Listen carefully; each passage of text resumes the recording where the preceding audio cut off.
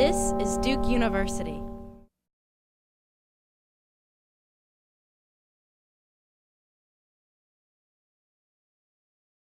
I'm Steve Kelly. I'm the Associate Director of the Study of Canadian Studies here at Duke University, and I'm a former U.S. diplomat who served twice in Canada, in Ottawa and Quebec City, and I retired from the Foreign Service in 2010. And as David said, our guests here today, we've spent the day cloistered over in the Gothic reading room talking about Canada as an energy superpower provider to the United States, what some of the advantages and disadvantages of that are, some of the issues of the hour. And this is part of a workshop series that we are doing in partnership with the Duke Energy Initiative and the Fuqua School of Business over the course of the year, looking at the geopolitics of energy in the Western Hemisphere. Duke, as we're in the energy hub here, and Duke's very strong in environmental issues, developmental issues connected to energy, engineering issues, but the geopolitical side, which as a former diplomat I think is the most interesting stuff, is not as well developed. So the point of our workshop today was to talk to faculty members and say, hey, have you thought about this in connection with a course you're teaching or research you might be doing? And we'll continue with this series with Mexico on April 5th, and then we'll do Venezuela and Brazil in the fall. And it's totally appropriate that we started with Canada today, because Canada is by far and away the largest energy supplier to the United States. More than a quarter of the oil that the United States has to import comes from Canada. 90% of the natural gas that the United States still has to import comes from Canada. Dale noted today that Canada is the second largest producer of uranium in the world, but I suspect it's our largest supplier of uranium. We buy electricity from Canada. So in every way that's really important to our economy, Canada plays a key role in providing us with energy, and it's a reciprocal relationship as well. So those are the things that we looked at today.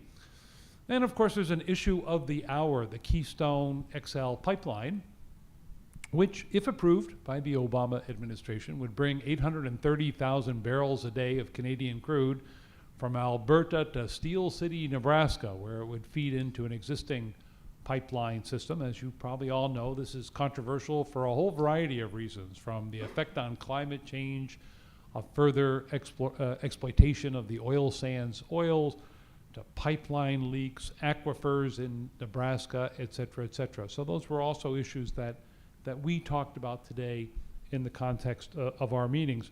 The three big themes were energy security. So how does Canada contribute to U.S. energy security?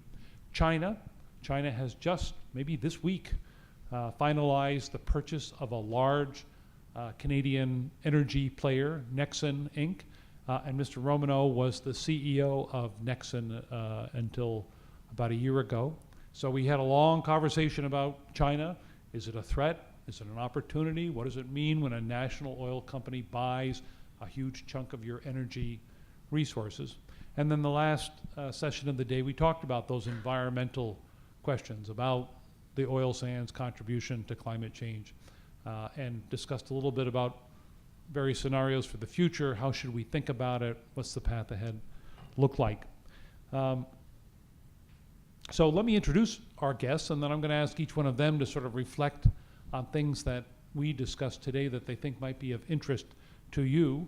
To my immediate right here is Dale Eisler, who's an Assistant Deputy Minister in Natural Resources Canada, in charge of energy security, sustainability, and something else.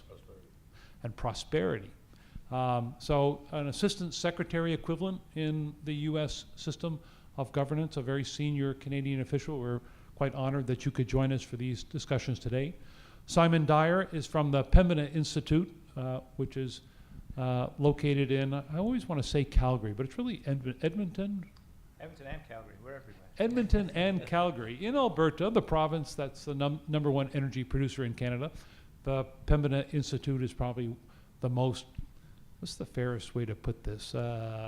the most credible NGO looking at the environmental consequences of energy development in Canada.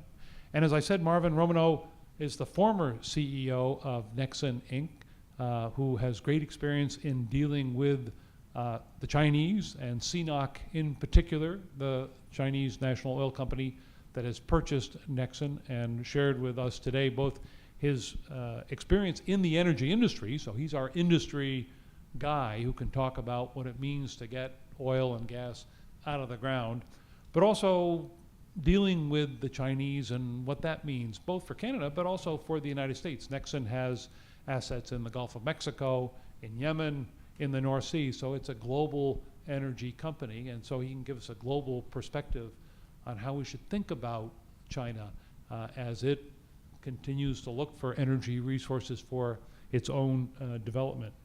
So with that, I think I'll turn it over to Dale and ask him just to reflect on things about the day that he found interesting. And I think you just pull it out of there.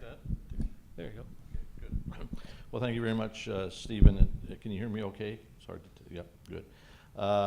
First of all, it's a real pleasure to be here at Duke University. As I mentioned this morning at the session that Duke's reputation, particularly as it comes to Canadian studies, is very well known, certainly well known in Canada. And I recall the conversation I had with an unnamed university president in Canada who talked about this as being one of the best Canadian studies program in the world. So having the opportunity to be here, and the Duke Energy Initiative is a great opportunity, because I think it is Canadian studies and energy, they kind of go together in terms of the United States, and so it's a subject that I very much appreciate the opportunity to talk about. Steve, you mentioned that my role, such as it is energy security, prosperity, and sustainability. I like to tell people once we've got that figured out, we're going to move on to world peace, and I'm not sure which one would be more difficult. But I thought I would, this morning, or at the workshop today, I focused on the Canada-U.S. energy relationship in the context of U.S. energy security, and the role that Canada plays in terms of energy security for the United States. And I essentially made, I hope I did, 3 points. The first is, to understand the energy relationship, I think you have to draw back and understand the Canada-U.S. relationship more broadly. And I like to refer to the Canada-U.S. bilateral relationship in its historic and broadest sense as a model for the world, because it is a bilateral relationship that I think is unmatched in the world in terms of how well we work together as two nations. I believe it's the foundation therefore for everything else, including energy between our two countries. But to understand the Canada-U.S. relationship, I think you have to appreciate our common histories and our common values and principles that define us as sovereign and separate nations. But the similarities that we share, you know, we're both immigrant nations that attracted people because we offered hope, freedom, and opportunity to people. So they came to North America because both our nations offered that. So that's kind of at the core of who we are. As a result, we have many, many interconnections, family connections. We share a commitment to democracy. We have very, very common sort of cultures and values. And to me, that's the bedrock of the Canada-U.S. relationship and why it works so well. So I think that is a key point. Secondly, a cornerstone of that relationship, to my mind, is energy.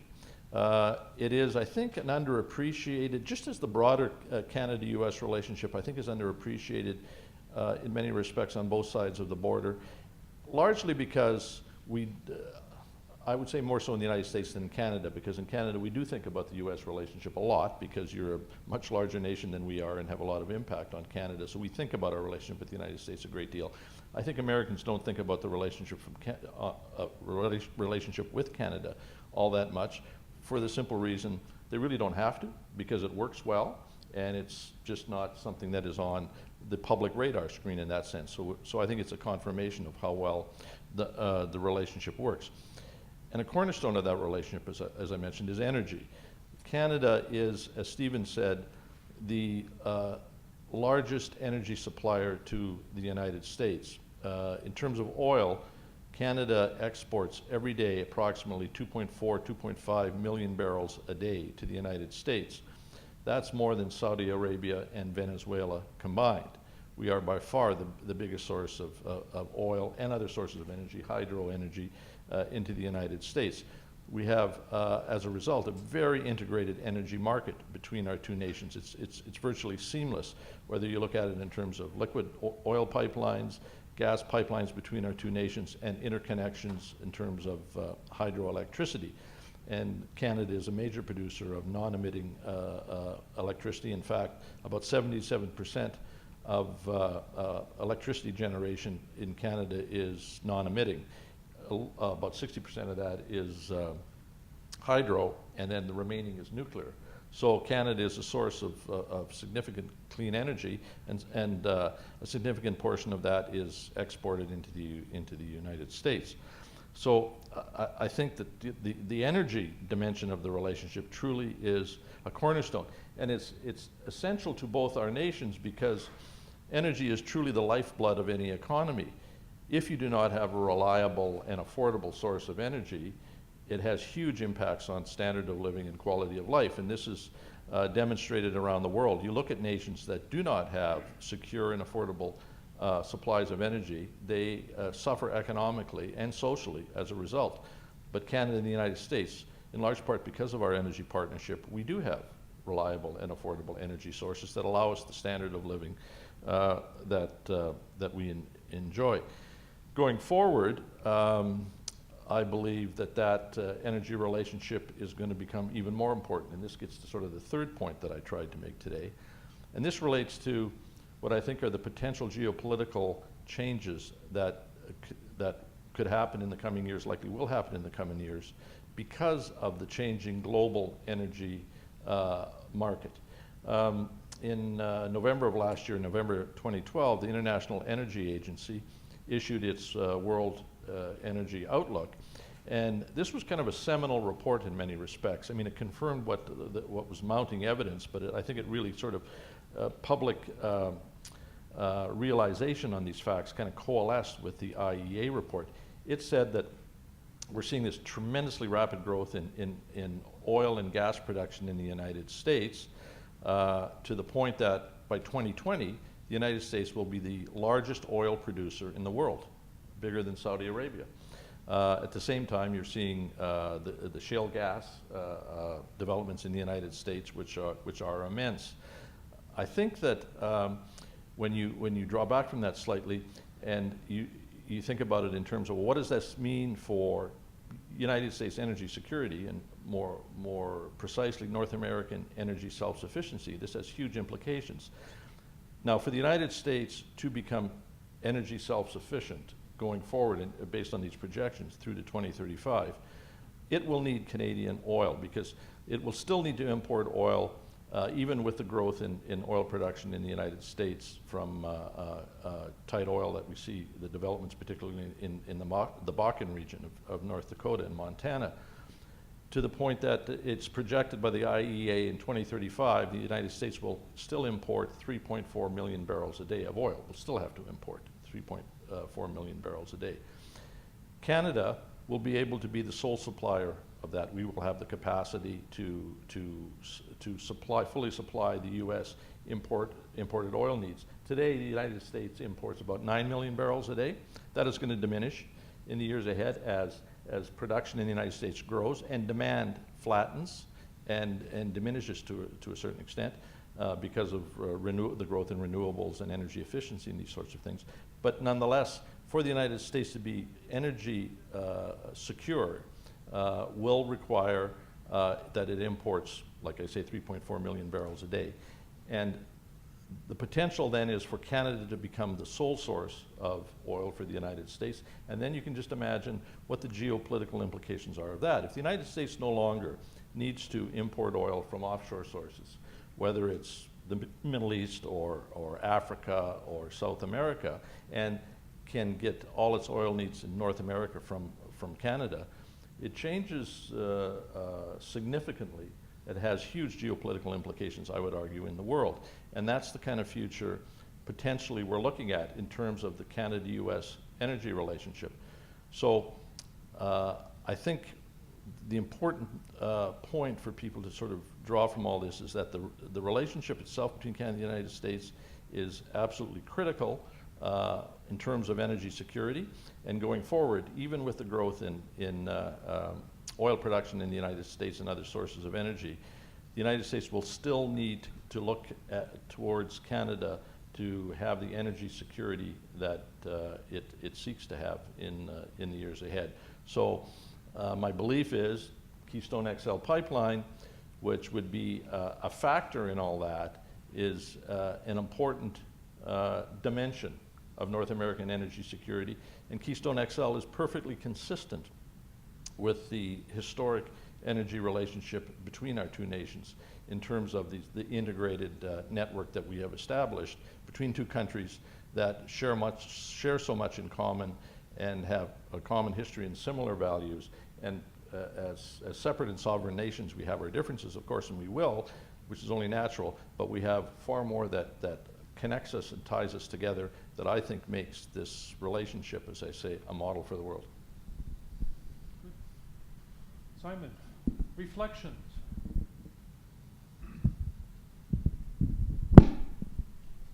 Thank you. My name's Simon Dyer. I'm a policy director with the Pembina Institute in Edmonton. Pembina Institute is Canada's energy and environment think tank. So our tagline is Sustainable Energy Solutions, and we work through research, consulting, and advocacy to advance our goals. We're unique among environmental organizations in Canada because in addition to the research advocacy work I talked about, we do consult directly with companies, including oil sands companies, and I think it gives us a sort of unique perspective on the issues. Sometimes we're consulting with and opposing through regulatory applications the same company at the same time, which often creates interesting complexity in terms of how we operate. But I think we're interested in using any tools we can to advance sustainable energy solutions. So my presentation today focused on the issue of environmental impacts of Canadian energy production, and we had a great lunchtime presentation from Richard Newell about shale gas, and there are a whole host of positive and negative aspects to potential unconventional shale gas development that we didn't go into in my presentation. I focused instead squarely on the issue of oil sands development. Now, oil sands development through the lens of the decision around the Keystone XL pipeline is a critical issue, and I outline some of the sort of the perspectives of perhaps the environmental aspects of oil sands development and why Pembina and others believe this is a critical issue. As you may know, as Dow mentioned, Canada has abundant reserves of oil sands deposits, third largest deposit in the world, and it covers some 140,000 square kilometers or 53,000 square miles in northern Alberta, an area the size of Florida. And there's obviously been significant attention to development of the oil sands thus far. And what's important to note is, although there's been a fair amount of debate in the media and elsewhere about environmental aspects of oil sands development, development has barely really started in terms of the potential for the resource. So current production is about 1.7 million barrels a day, but if you look at all the projects on the books, there's some 9 million barrels a day of proposed production. So more than a quadrupling of development, which of course would have very substantial economic benefits, but raises some questions about management of the environment. So development of the oil sands and taking that tar-like bitumen product and converting it into synthetic crude oil is unsurprisingly an energy-intensive and relatively intrusive process. And as a result of that, the greenhouse gas emissions associated with producing a barrel of oil from the oil sands, in terms of production emissions, are about greater than three times higher than a conventional barrel of oil produced in North America, in the USA or in Canada. If you look at life cycle emissions, which include burning that, refining that oil and then burning it in your or my vehicle, because the emissions associated with a car's engine are responsible for 80% of the emissions from a barrel of oil, the increment is less, but from a full life cycle perspective, greenhouse gas emissions from the oil sands are approximately 20% higher than life cycle emissions from producing a conventional barrel of oil. So at a time when both Canada and the US have made commitments to reduce our greenhouse gas footprint 17% below our levels in 2005, it is a concern that emissions from the oil sands move us away from that baseline and in the opposite direction. Now, the debate around oil sands environmental impacts is very shrill, and I have some sympathy for my colleagues in terms of from hearing government and industry in terms of some of the criticism around oil sands development. But at its root, there is an issue that remains unresolved.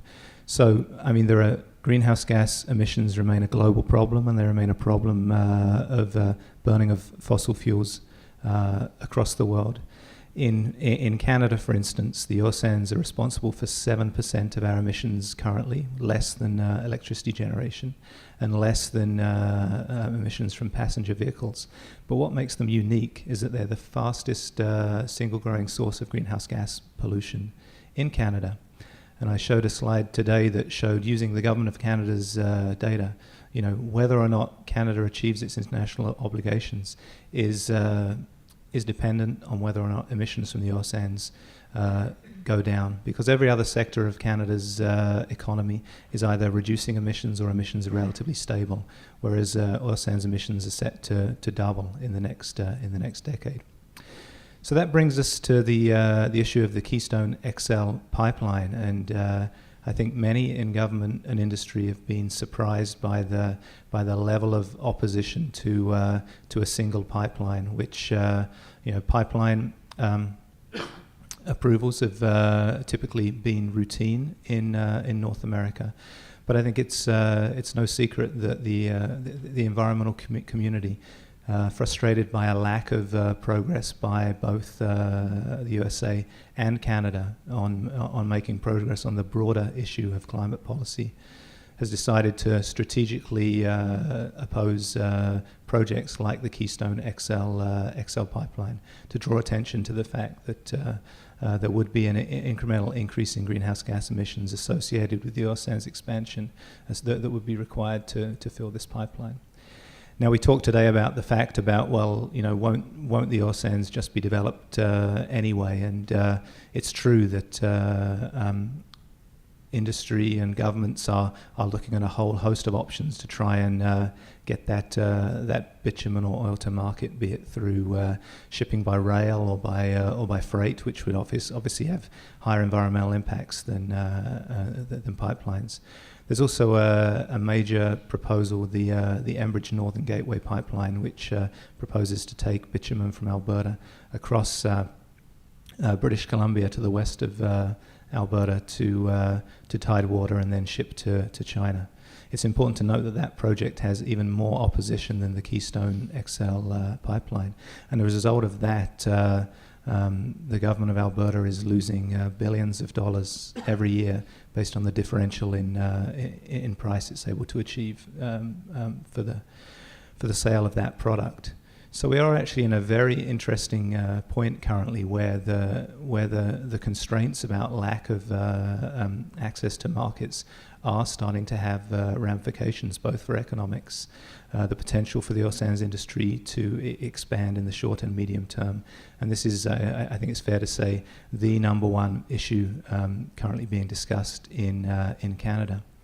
It's actually interesting, if you look how this tracks in the media, to see the media discussions shift from in Canada from what a year ago was described by our Prime Minister as a no-brainer why this project shouldn't be approved, to a sort of a defensiveness and criticism of US environmentalists for irrationally opposing this project, to a more internally focused criticism saying that this issue is one of mismanagement by Canada and Alberta that's prevented our number one customer from saying yes.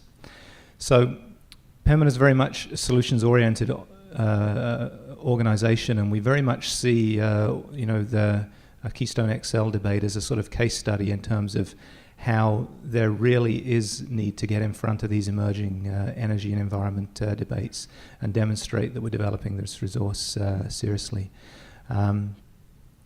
Canada, despite the oil sands being the fastest growing source of greenhouse gas pollution in Canada, still has no federal regulations of greenhouse gas pollution. And it's been something that's been promised for 7 years and still is not forthcoming. The government of Alberta does have greenhouse gas regulations on the books, was the first jurisdiction in North America to introduce greenhouse gas regulations. But they include only a very modest carbon price of $15 a tonne on 12% of emissions. And that simply isn't enough of a price signal to get industry to invest in the kind of solutions we need to drive down greenhouse gas pollution. So the conclusion of my presentation was really that there is a window of opportunity now before the final decision on the Keystone XL debate for the federal government or the government of Alberta, which also has responsibility for setting of regulations and management of the oil sands, to demonstrate that we are serious about addressing the greenhouse gas pollution of this report. Pembina Institute actually released a report today that compared carbon pricing in oil and gas producing jurisdictions around the world. And if you compare carbon pricing in Canada to our competitors, be they in Norway or Australia or even our neighbour in British Columbia, we have a lot of room to move to demonstrate that we're serious about addressing greenhouse gas profile of this industry. And it's certainly, I think, a very compelling way for Alberta and Canada, to make this decision easier for the State Department. If we don't see if we don't see action, I wouldn't want to speculate on what the final decision is going to be. But clearly, the decision around Keystone XL has become an emblem, and the debate is now moving, I think, to a point where it's very difficult to predict what the next steps will be. So that's a summary of the stuff I present, and I'm sure we're going to have a lively discussion here shortly. So thank you. Before I ask Marvin to say something, Simon touched on something that was actually an aha moment for me today, which is that Canadian oil sells at a deep discount to world prices of oil, in part because there's a lot of it, and it gets sort of trapped in the middle of North America, so there's a glut of it, and it's also heavy and difficult to refine. So the figure of $20 to $30 billion was used today. This is a subsidy to the United States that we're paying a lot less for Canadian oil. I mean, you hear all the time oil is priced globally, it costs the same everywhere. Well, that's not actually true. We're getting a discount on the oil we buy from Canada. Now, the Canadians look at it differently. They look at it as a subsidy to the United States of $20 to $30 billion a year. So that was kind of an interesting way to frame that issue. I hadn't thought about it that way before, and also, if you look at the urgency of this issue from a Canadian point of view, to find a way to get Canadian oil to markets, global markets, not just the U.S., that's one of their driving factors. Yeah.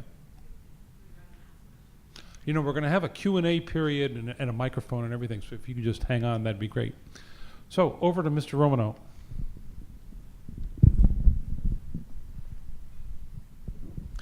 Let me begin by just thanking Stephen and his colleagues for inviting me here. To escape winter in Calgary at this part of the year is a godsend, so thank you. It was sunny yesterday, today's a little cloudier. Now it's 6 o'clock in the afternoon, you guys have probably had a beer or a glass of wine, a few munchies. If I were in your chairs, I'd be sitting to have a nap. So I will try to minimize my talking head comments here and get to what you want to hear from us. But let me try to give a little bit of perspective as to what's happening in Asia and why they have an interest in Canadian oil. So to begin with, Asia wants what everybody else wants from energy: cheap, clean, and secure. And right now, I think what's on the top of their minds is getting some security. So let me give you just a few numbers, and I know that that's hard to do without charts, but I'll give it a shot anyway. 15 years ago, China was self-sufficient in crude. They didn't need any imports. 15 years ago, the United States imported about 50% of their crude. So today, 15 years later, China imports about 60% of their crude needs, and the United States about the same proportion. So the United States has kind of been used to this foreign dependence, but this is relatively new for China, and it's causing them a bit of concern. If you then fast forward this, who knows what the future is going to be like, but the forecast would suggest 15 years from today, China's going to be importing about 85% of this crude, and because of demand reductions in the United States for a variety of reasons that I'll mention briefly, but also you're developing your own tight oil supplies, you might be down to 35% imported crude by 15 years from today. So this need in Asia is strong, it's present, and it's clear. And if you look at the typical pattern of all industrialized nations as they move through this phase of industrialization, consumption of oil goes up exponentially. And it goes up exponentially until you become developed, and then it starts to flatten out. And there are structural reasons for that, but you can look at the pattern of Japan post-war United States, the Asian tigers. They've also all followed a very similar pattern. So if you need resources, and you need oil especially, where do you look? About 80% of the world's oil reserves are controlled by national companies.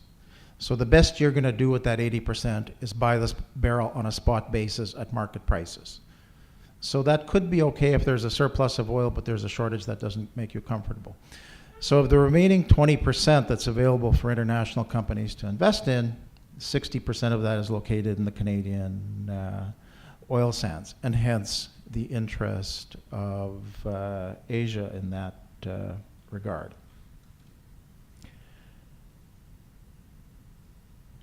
So Asian investment in Canada began about 10 years ago.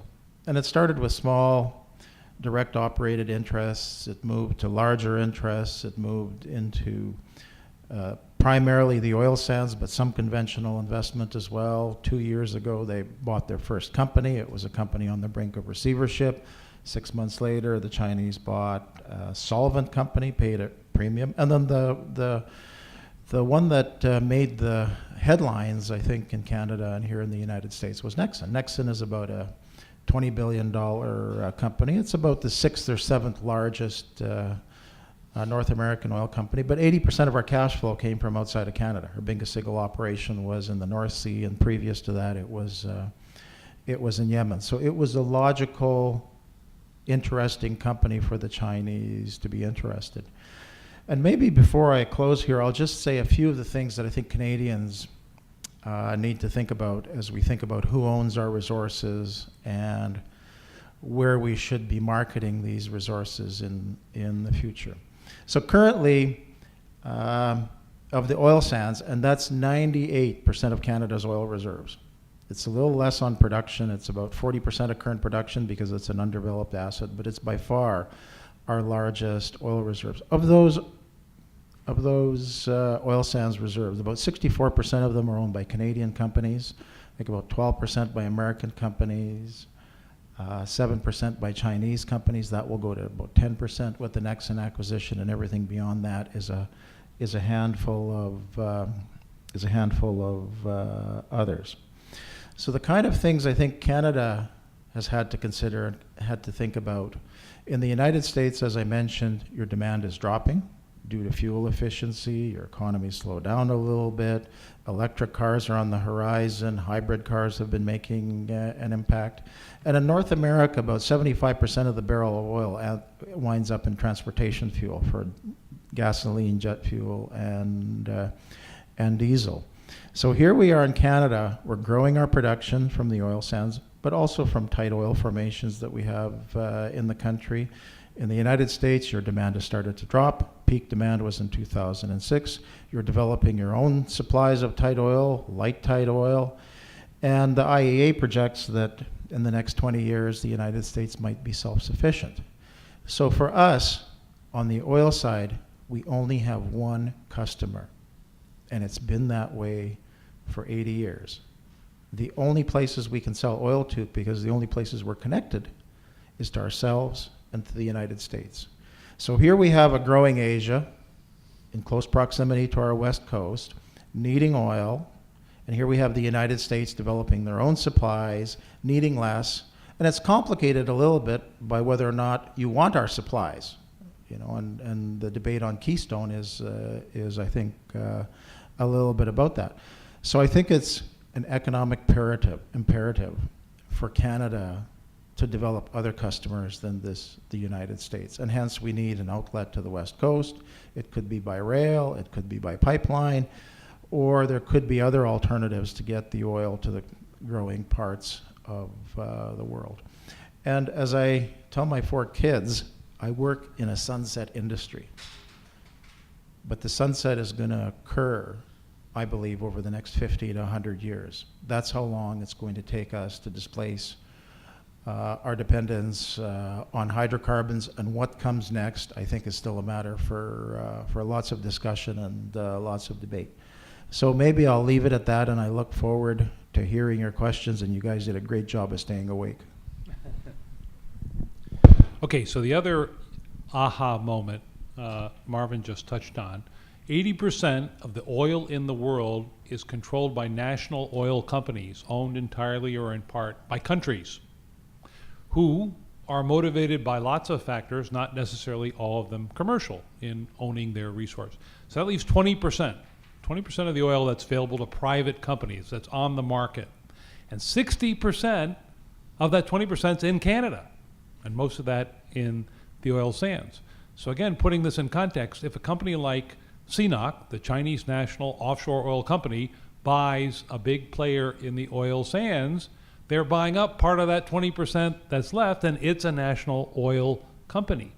So I hadn't really thought about those things before. This is not an abstract notion. This is taking that 20% that's still open to market forces and taking some of it and putting it in the hands of a company that's not motivated necessarily by the same factors as an Exxon or a Shell or another privately listed company. So with that, why don't we roll that microphone over here, or however you want to do it, and pass it around. So we'd be happy to take questions.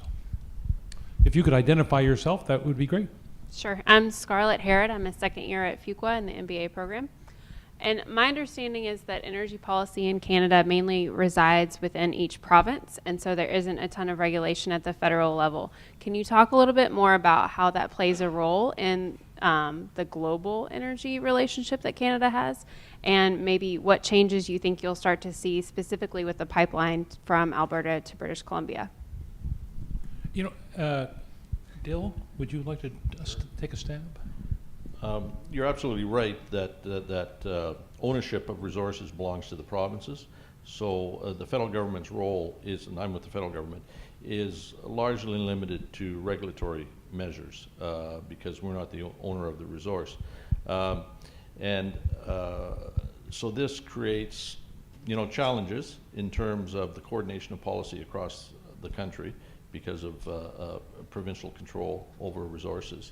And I think it gets manifest in a number of different ways.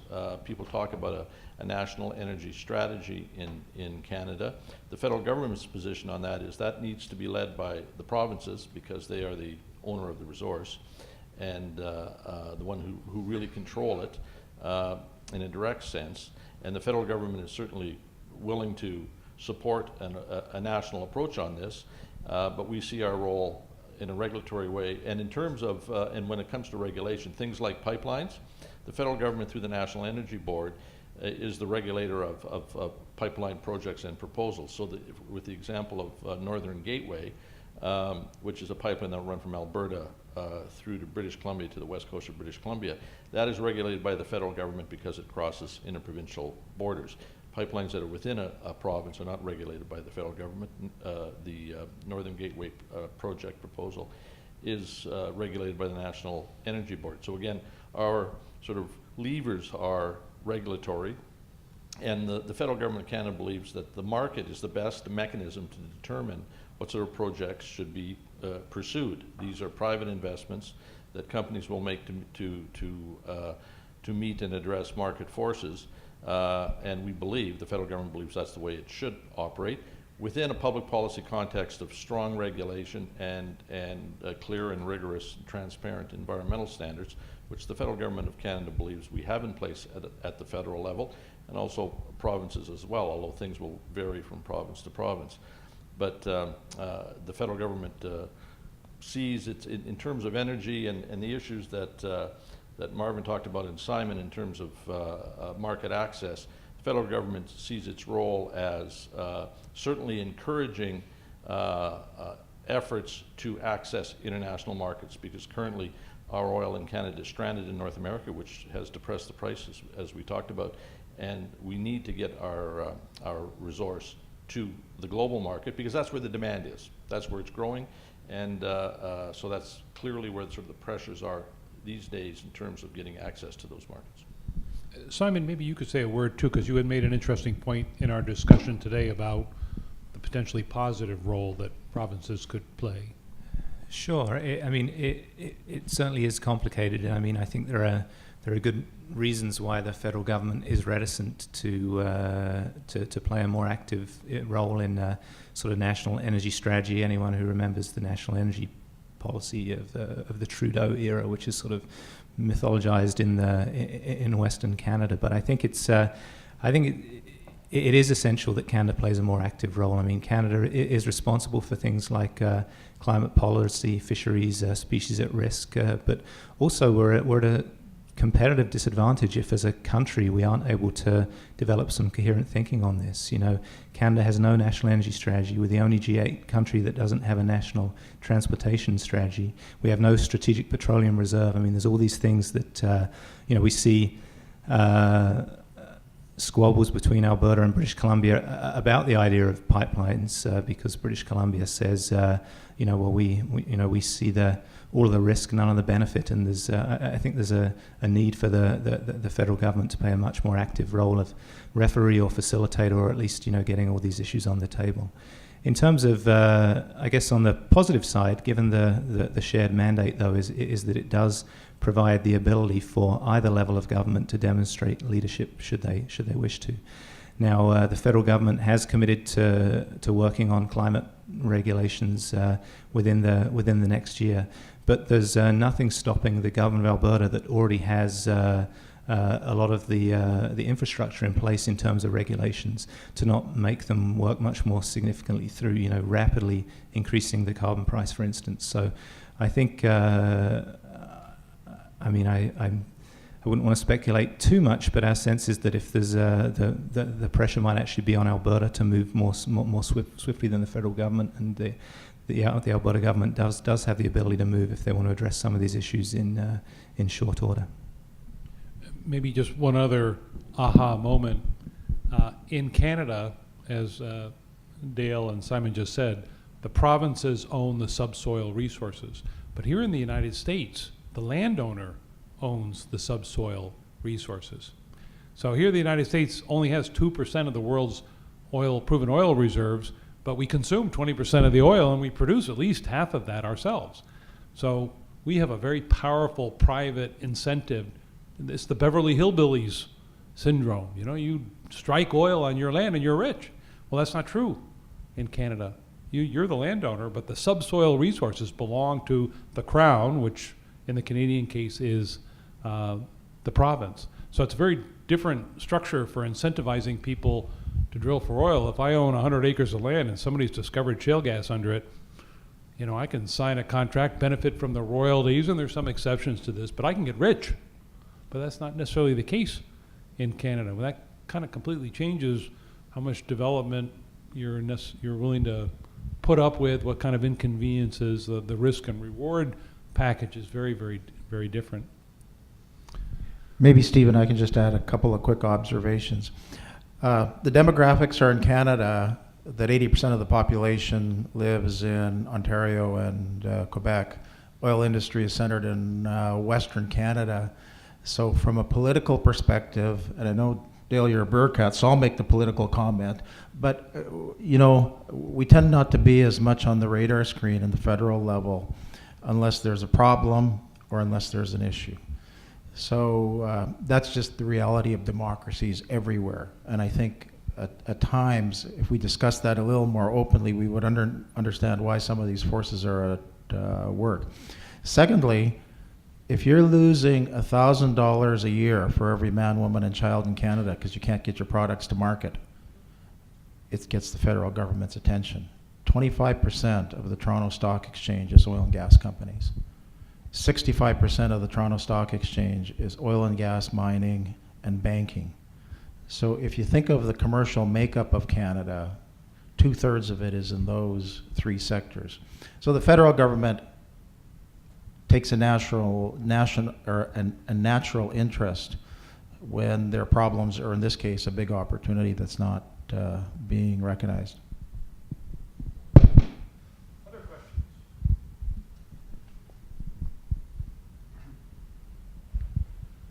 Yeah, I had a question. After approving Nexen's sale to CNOOC, Prime Minister Harper said that he wouldn't be inclined to approve sales to state-owned companies in the future.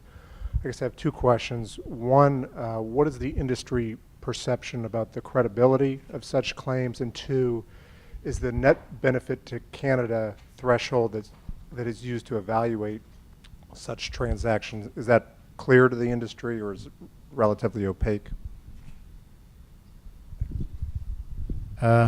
I think that the Prime Minister threaded the needle almost perfectly on this score.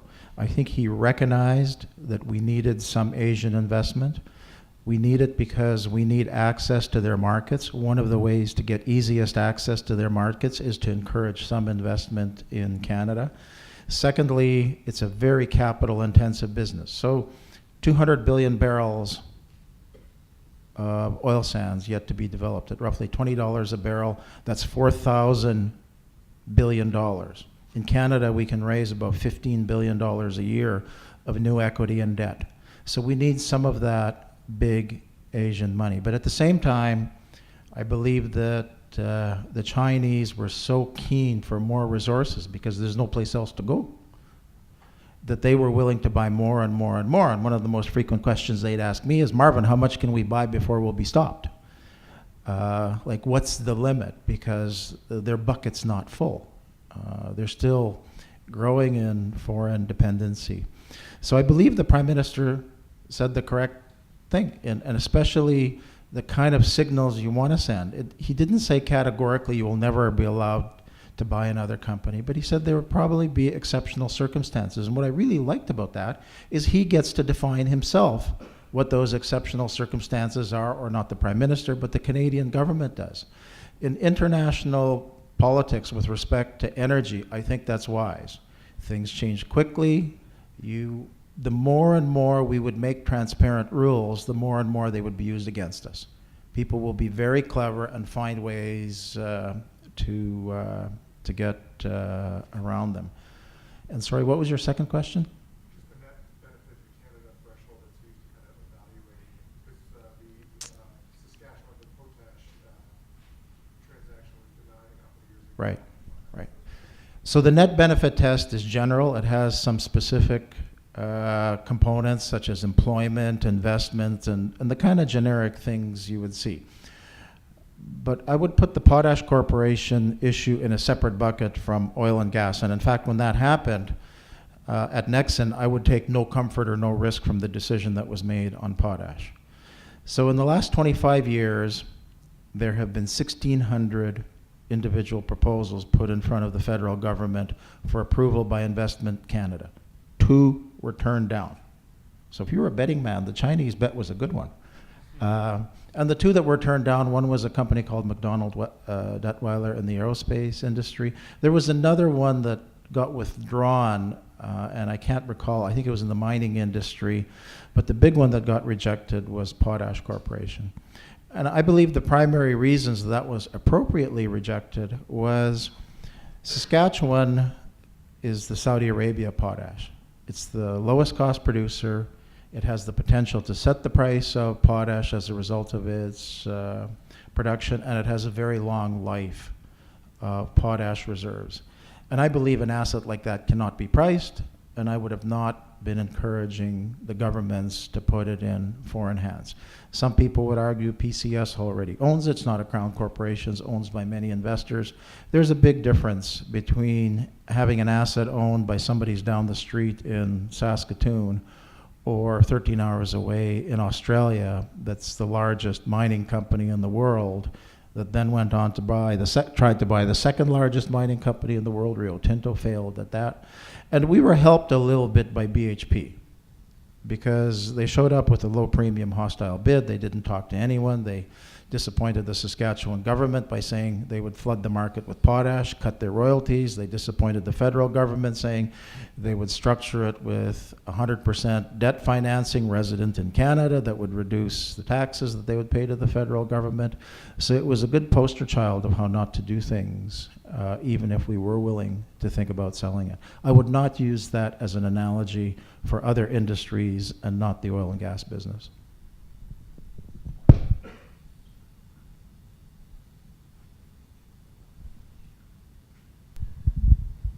Well, it seems like you folks are a little reticent to actually predict what's going to happen on the XL pipeline, but I really like your own personal view. What do you think is going to happen?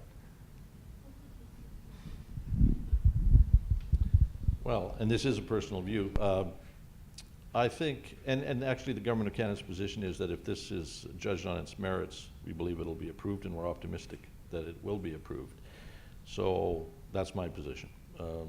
I think that, and I honestly believe that if you look at this subject on a factual basis, taking into consideration the GHG issues and the environmental sort of safety issues and the record of pipelines and the need for imported oil into the United States, I think it makes complete sense. It makes sense economically. It makes sense in terms of energy security. And it makes sense too environmentally, because this is going to displace. It'll have a net zero effect on GHGs because it's going to displace heavy crude that's currently being imported from Venezuela. So it would have no real GHG effect. So I think kind of on that basis, and also I think when people understand, and I think the story is getting out Canada's environmental record, which I think is, it hasn't been a story that's been heard maybe as well as it should have been in the should be in the United States. But in terms of the oil sands, which have become, and Keystone, which have become this sort of iconic environmental issue, the fact of the matter is oil sands represent 1/10 of 1% or 1/1000th of global GHGs. Coal in the United States produce 40 times the GHGs that the oil sands do. Roughly equivalent to the oil sands in terms of GHGs is coal generation in the state of Wisconsin. So when it's put in that context, and this is not to say that there aren't environmental and GHG issues around the oil sands, there are. But we've made progress on that. We've reduced the intensity per barrel by about 26% from 1990 to 2010. The government has moved on GHG regulations in the transportation sector and also in the coal sector. And as Simon mentioned, the government has indicated that it is going to put in place oil and gas regulations in the very near future, hopefully this year. And we would be among the few countries in the world that would have that. So I think in total, when you look at the environmental record of Canada and put the oil sands in a global context and consider KXL in that, from that perspective, we're hopeful that it'll be approved. If you look at the rationale that the State Department used in the last 2 or 3 years to approve other pipelines from Canada, the Alberta Clipper and the original Keystone pipeline. This is the Keystone XL we're looking at now, but there's already a Keystone pipeline. if you look at the factors they used in determining that it was in the national interest to approve this pipeline, they talk about the shortness of the transportation pathways, the relationships with an important neighbor, overall concerns about energy security, foreign policy interests of a global sense, including global climate change, and then the environmental impact of the specific pipeline. And on those grounds, each time they said this makes sense, it's in the national interest to do this, and all those same factors would apply to Keystone. So if you'd asked me before the president's inaugural address, I would have said that, you know, it's on the glide path to approval. It's all this recent discussion about the president's position on global climate change that has added a certain element of uncertainty, I think. And since he repeated it all in his State of the Union address, it just raises the question of, well, if you're making an extra heavy push in your second term on global climate change, you actually want to get a global climate change bill through Congress, does approving Keystone undermine that position? So how do those two things, and there's probably a way you could package that and still, you know, approving Keystone does not increase greenhouse gas emissions from the oil sands, as Dale just said. Maybe that's what you say, but it seems to me it does render the decision a little bit more complicated for the president. I don't know if Simon and Marvin, if you've got thoughts on whether it will be approved or not. Sure. Well, if you really want me to speculate, maybe I mean, I think.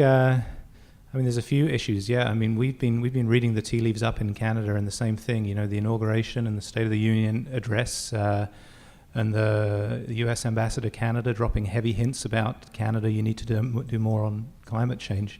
I'd be very, very worried. I mean, there is, you know, we've just had the biggest ever climate rally in the U.S. 50,000 people in D.C. by some numbers, 35,000 people. I'm not sure. There's a key constituent here that thinks that you know, this is a bad decision. It's not to say we need to make progress on coal as well, and I trust that the U.S. government can walk and chew gum at the same time and deal with oil and coal in terms of. What do I think would happen? I mean, I think, first of all, I think this is serious enough that I wouldn't be surprised if Alberta, you know, started talking about improvements. On his first day in the job in Washington, D.C., Alberta's new envoy mused about green concessions. Now, I don't call climate policy a concession, but I mean, at least there's a start of talk there, right? I mean, a politically expedient thing for Obama could be to say, or the State Department is to punt this back another 6 months and say, you know, Canada has no climate regulations, therefore it's impossible for us to determine the climate impacts of this or not. So put things squarely back in the court of Canada to demonstrate we're regulating those upstream impacts. So, you know, I think, you know, Canada and Alberta have made progress in some aspects of the oil sands, but, you know, to have no climate regulations in place in 2013, I mean, it's, our credibility is low, and I think, you know, that people are starting to realize that. So, you know, Pembina's perspective is always, you know, the goal here. I mean, the oil sands have become a symbol. I mean, but there are many more significant things than oil sands development. But it is a symptom of a lack of climate policy, and I think Canada has the ability to address these issues. If I could, just to follow up on Simon, I don't know if I entirely agree that Canada doesn't have a climate policy. I mean, we have the Copenhagen target, the same as the United States in terms of a 17% reduction in GHGs by 2020. That's our commitment, which is identical to the United States. And the most recent Environment Canada emissions trends report showed us 50% on our way to the target. We're 50% there to our 2020 target. And the other thing that I think is important in terms of progress on GHGs is that the evidence clearly indicates that we've been successfully decoupled economic growth and GHG emissions, where to the point that from 2005, 2010, there was 6.5% economic growth, and over that same period, actual GHG reductions of 6.3%. So we've seen a growing economy and actually falling GHGs. Now, that's not to say there still aren't issues within sort of the portfolio of GHGs that have to be addressed, but I certainly believe that Canada is moving in the right direction in this regard, has made significant progress, like the United States, and is committed to the same climate target as the United States. So, you know, is the system perfect? Likely not. Can more be done? For sure. Is the government intending to do more? The answer is yes. The answer to your question, I think, is it depends on what the decision criteria are going to be. So if they're going to be primarily political and other, perhaps the pipeline is going to be turned down. If there are a balanced set of decision criteria as to what's in the best interests of the United States, I believe it'll be approved. But I think observing the United States from the north, we do notice a great degree of rhetoric, but in the end, there is a consensus that emerges out of the United States, and as someone put it, you tend to do the right thing. I think I would want to make, though, an observation about what Canadians would say publicly versus perhaps privately about trying to be backhand regulated on what our carbon policy should be. I think that the Alberta envoy will say nice, polite things in public that yes, we're moving ahead. But at the end of the day, Canada is a sovereign nation, and we get to determine our own environmental policies just like you do. And if Keystone is rejected because we do not have a sufficient environmental scrutiny over oil sands or any other business, that will not go down well in Canada. It will not go down well. We'll be very polite about it, and then we'll work hard as hell to get our oil sold to the Chinese for as many years as we can. And I think we shouldn't underestimate the degree to which Canadians are capable of believing that, even though you hear the nice, polite things in public. Public officials are relegated to saying those things. They have no other choice.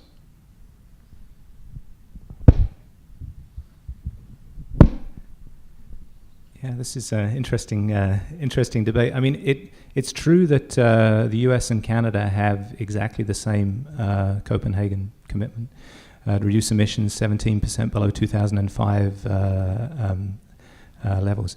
It's also true. I agree. I mean, Canada is a sovereign nation and should be making its own climate policy. But for the past 6 or 7 years, we've said we can only act when the U.S. is acting. So we've actually de facto, past the buck in terms of what the envelope that we can move on climate policy in terms of what the US is doing.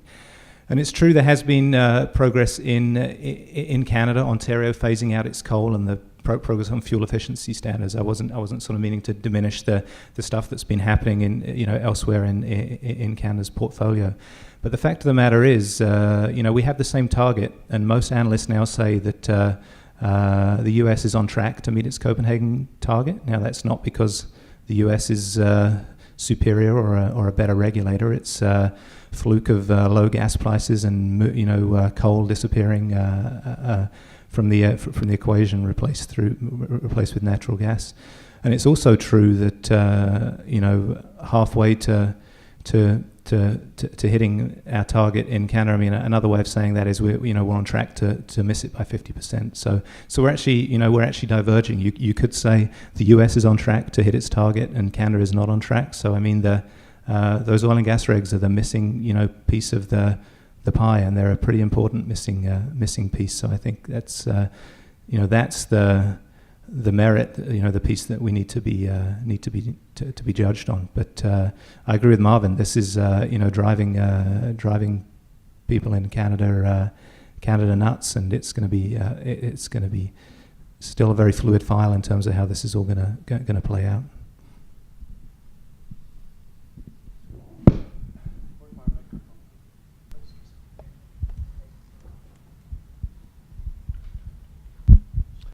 Hi, I'm Jeremy Tarr. I work here at Duke at the Nicholas Institute, and I had a couple questions regarding the Keystone Pipeline. I hope they aren't redundant, so if they are, skip to the part of your answer that wouldn't be redundant.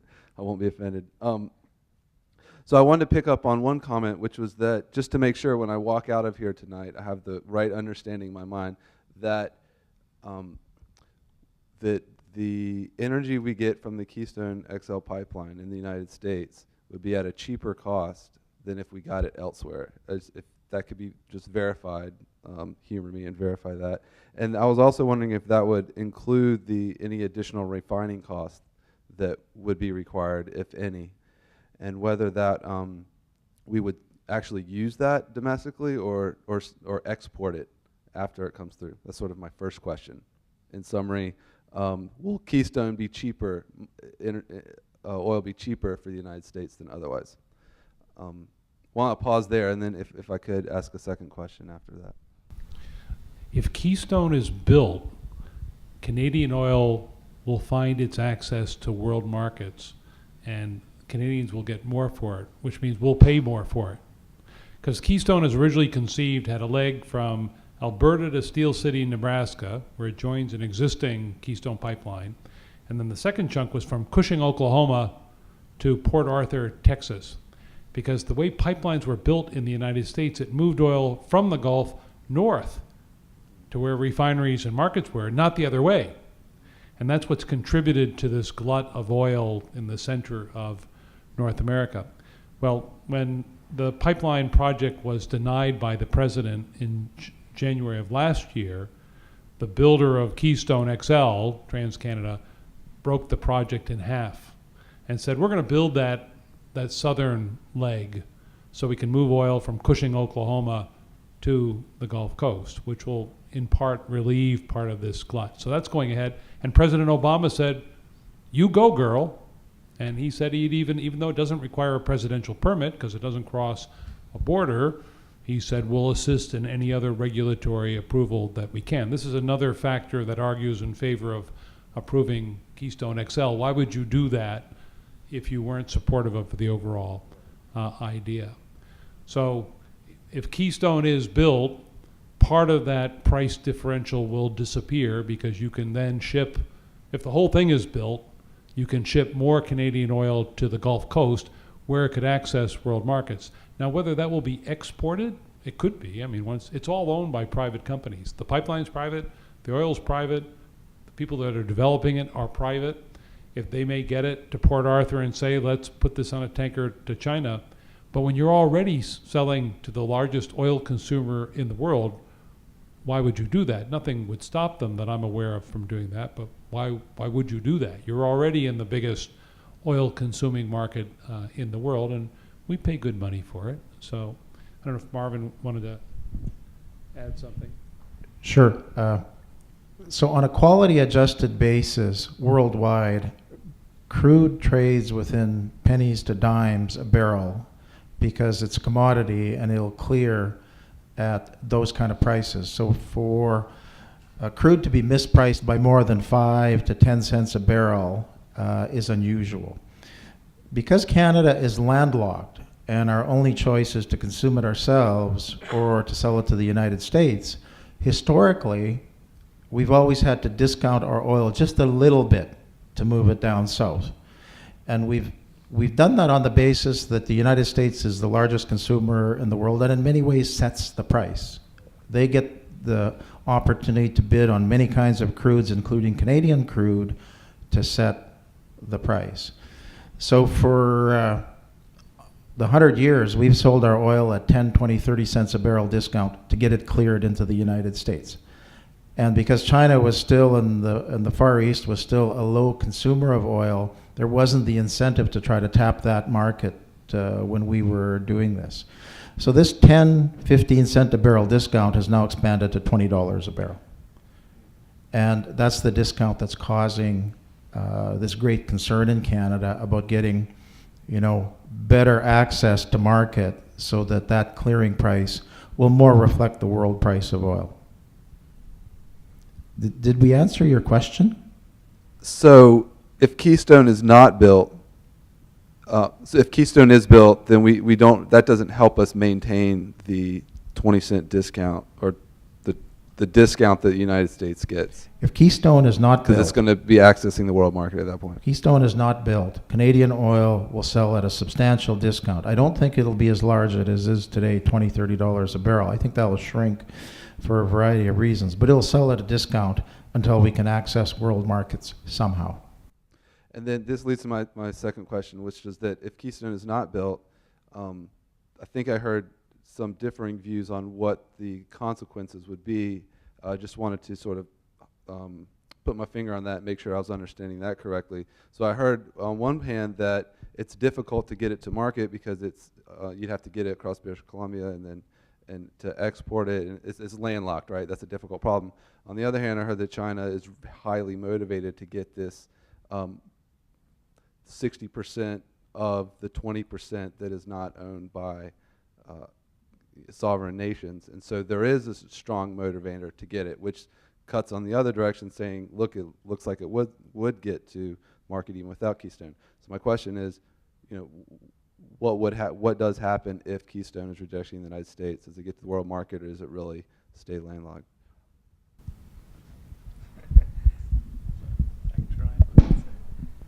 These are the great questions.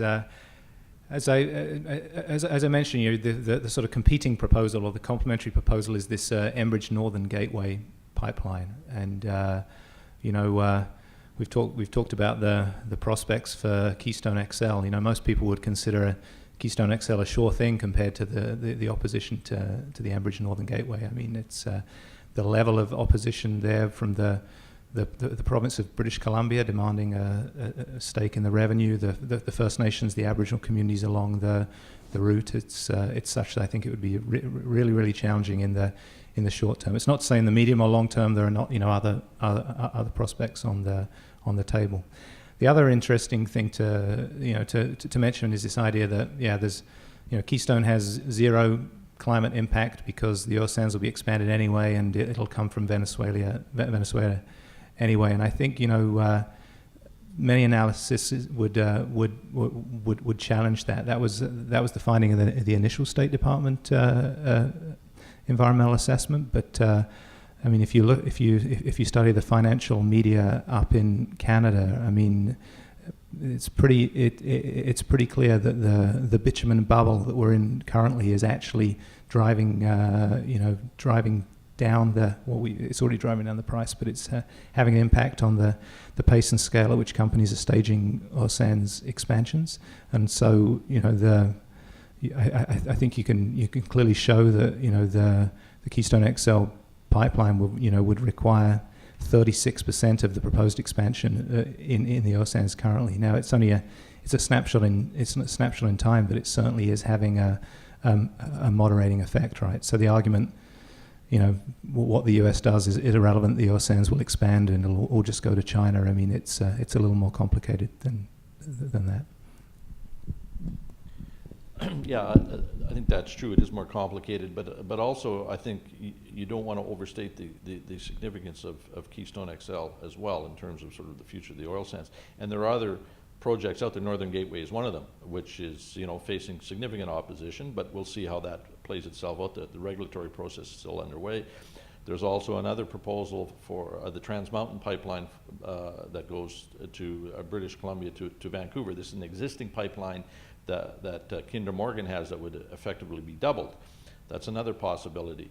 There's tremendous growth in rail delivery of oil as a result of this because of the lack of pipeline access. There's also in Canada discussions ongoing, not officially yet, but of the Trans-Canada pipeline, which is a west to east pipeline, national pipeline that is a natural gas pipeline.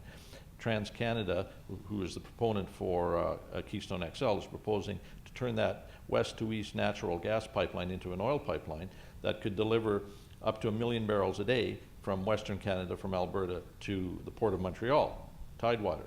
Their Enbridge, it's Alberta Clipper Line, which runs down through Chicago and across the Midwest and ultimately back up into southern Ontario, is also being expanded. So there are things going on that are going to increase Canadian access both to the U.S. market and also potentially to Tidewater. So Keystone XL doesn't happen. I think there are alternatives that are in the works out there that will meet this demand. And as long as the IEA projected that growth in oil demand is going to continue, particularly in Asia, they are going to need more oil.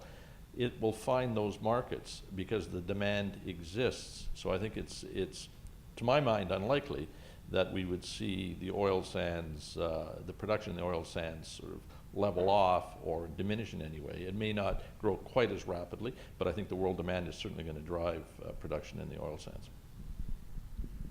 Well, it's almost 7 o'clock here, so I think we'll wrap it up. I would ask you to join me in thanking our experts for coming here and sharing their expertise.